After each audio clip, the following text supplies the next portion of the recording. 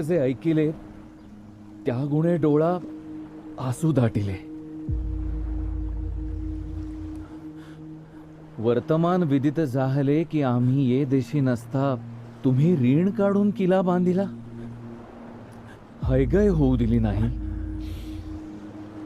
इकडील अवघे लागे लागताच आम्ही समक्ष येऊन सिंधुदुर्गाचे अवलोकन करू. मर्यादेयं विराजते.